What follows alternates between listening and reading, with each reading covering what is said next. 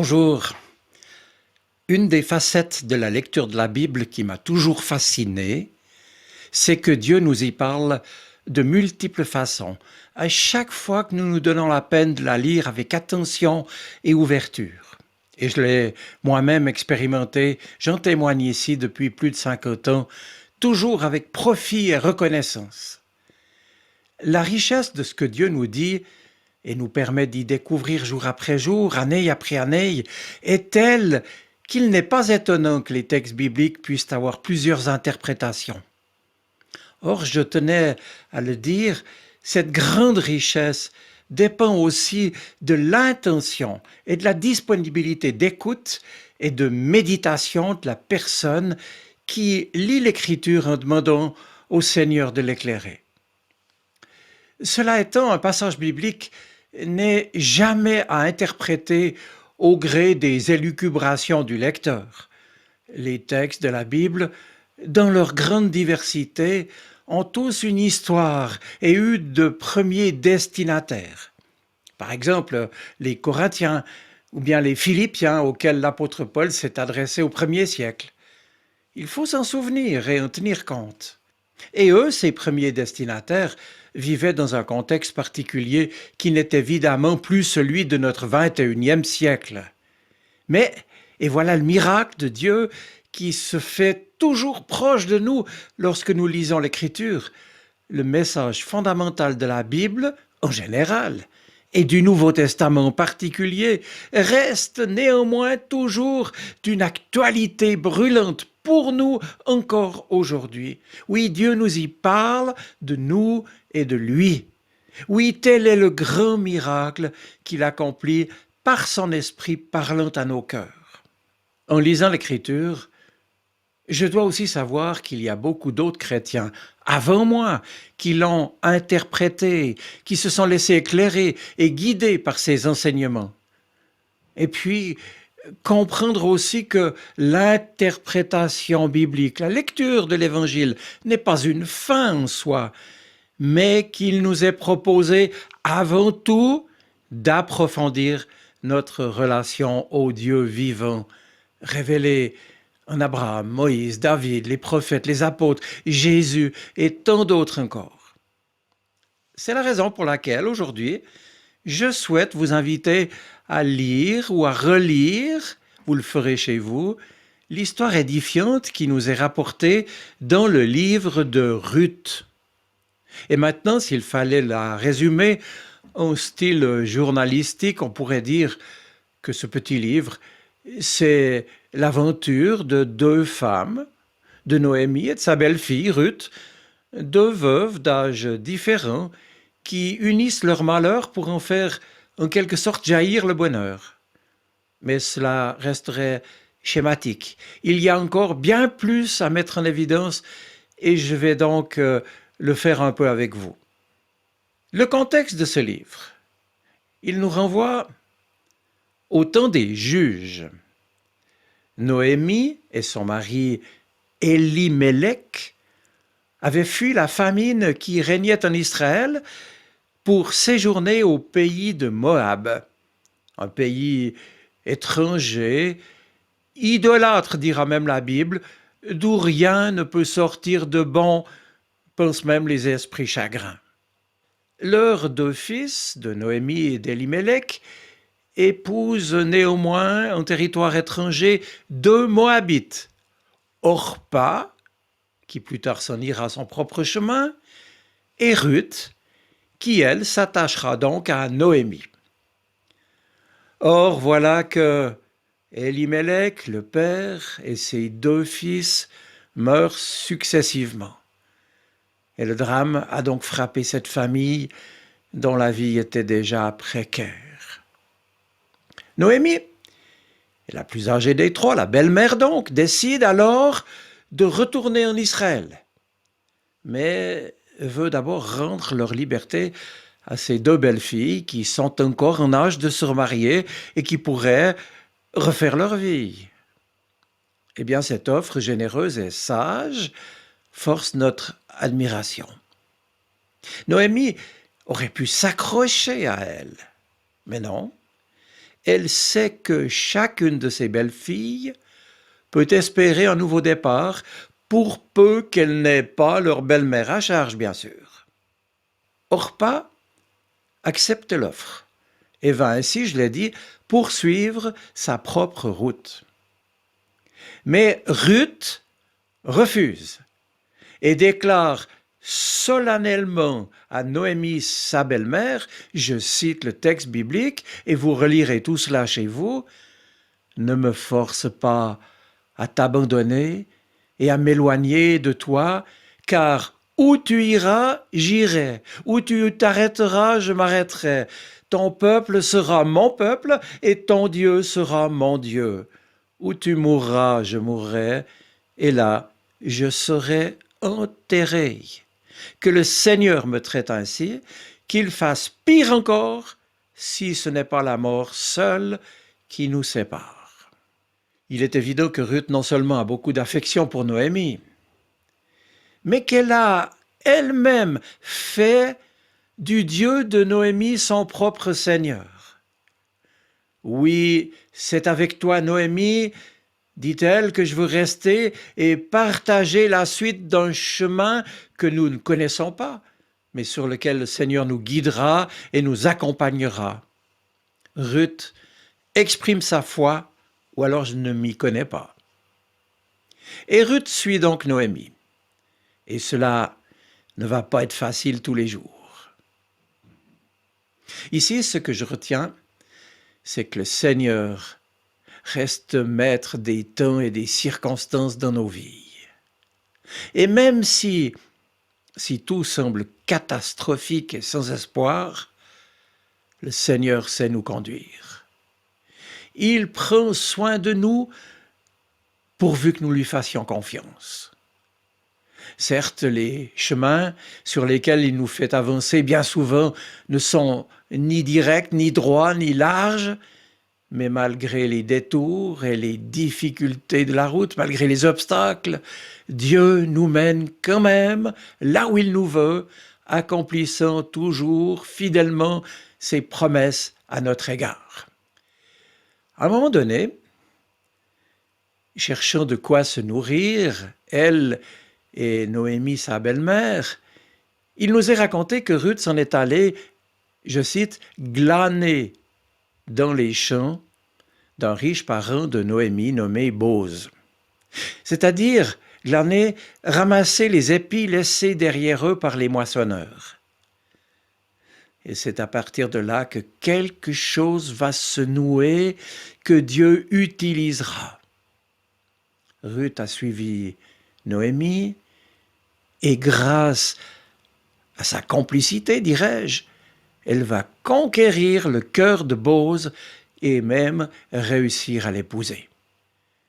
Personnellement, je me dis que Ruth nous apprend là cette intelligence et cette humilité qui consiste à savoir glaner. Autant dire à ne pas prendre un chemin de grandeur qui nous dépasse, à rester humble et modeste. Et cela me donne à réfléchir pour nos vies à chacun et pour celles de nos communautés chrétiennes. Oui, sachons commencer et nous contenter de ce qui nous est donné, sans céder à la tentation de refuser ce qui est à notre portée pour des illusions jamais atteintes. Acceptons aussi que notre Dieu, et toute la Bible nous le dit, se sert toujours du plus petit pour accomplir son projet de salut. C'est le style de Dieu. Celui qui a fait qu'il est venu lui-même petit, pauvre, fragile, vulnérable, qu'il s'est fait serviteur. Du plus petit, Dieu se sert. Et nous pouvons ici nous souvenir, par exemple, de Jacob et d'Ésaü, de Joseph et ses frères, de David et de Saül, etc. Et nous souvenir aussi de cette parole de Jésus, rapportée au chapitre 22 de Luc, je cite, « Que le plus grand parmi vous soit comme le plus petit, et celui qui gouverne comme celui qui sert. » Une règle de vie, mes amis, valable pour l'ensemble de notre existence y compris dans notre relation à Dieu et avec les autres, bien sûr. Ruth a fait preuve d'une humilité qui compte sur Dieu, qui demande à Dieu de l'aider à évoluer si elle fléchit et de lui apporter ce qui lui manquerait pour tenir. Et puis ici, ce qui m'impressionne encore, c'est que ce qui nous semble négligeable et sans importance peut avoir plus loin que nos propres vies, un impact considérable pour d'autres encore. Pourquoi je dis cela?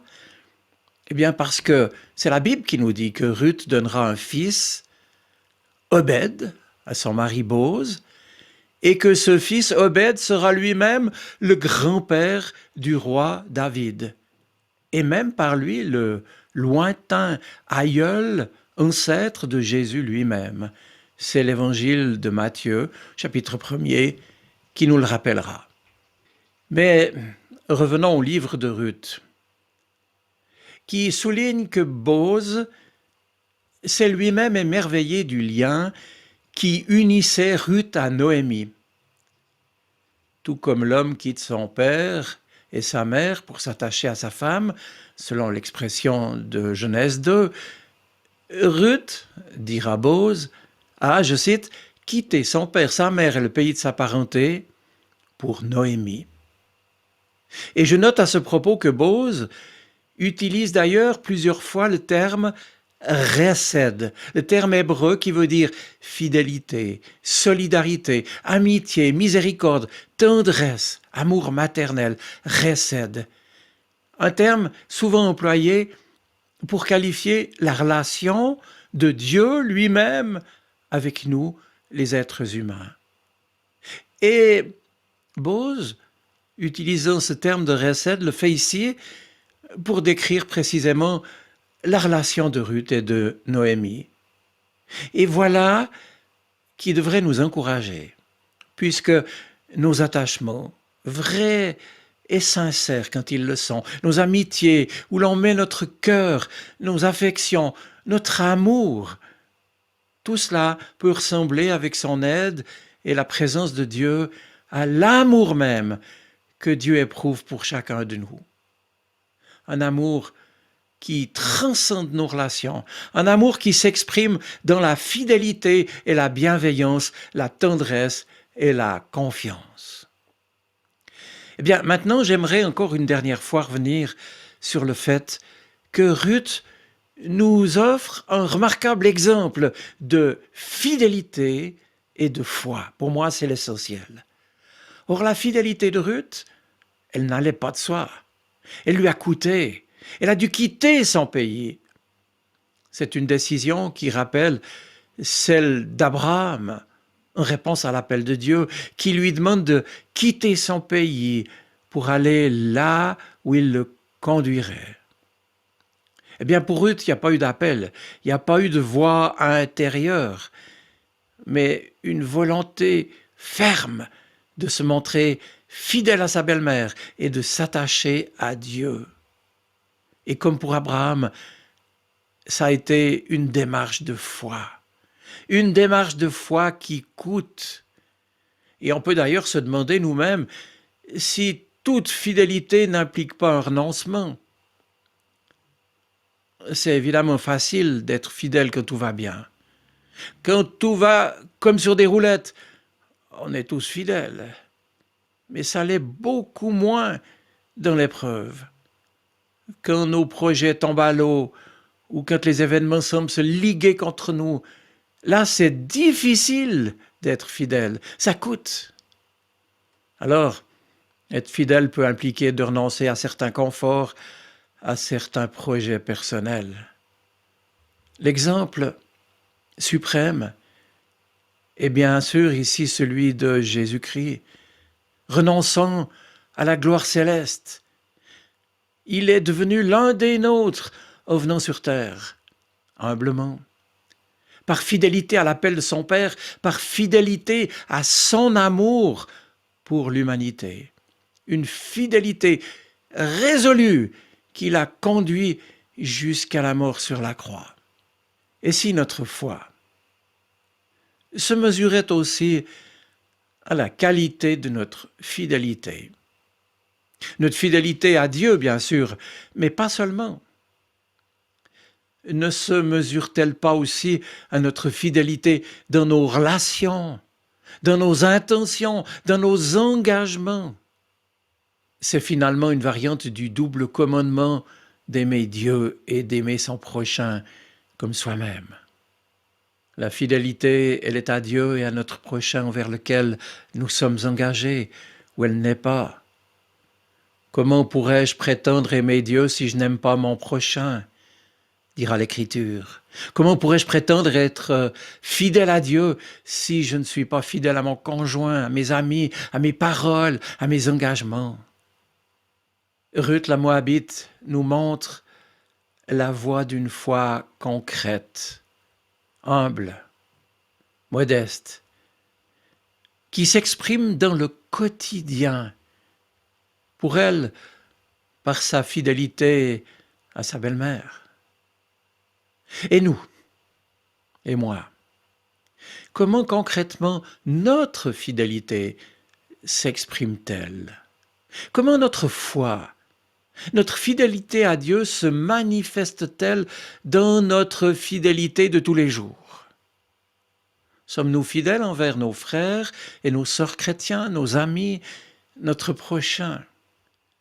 Alors je termine en rappelant que c'est bien à la fidélité, y compris dans le peu de choses du quotidien, que Dieu nous invite. Et comme le dit le maître de la parabole des talents à son serviteur, au chapitre 25 de Matthieu, « C'est bien, bon et fidèle serviteur, tu as été fidèle en peu de choses. Je t'établirai sur beaucoup. Entre dans la joie de ton maître. » Je vous souhaite une bonne semaine. Soyez bénis. Amen.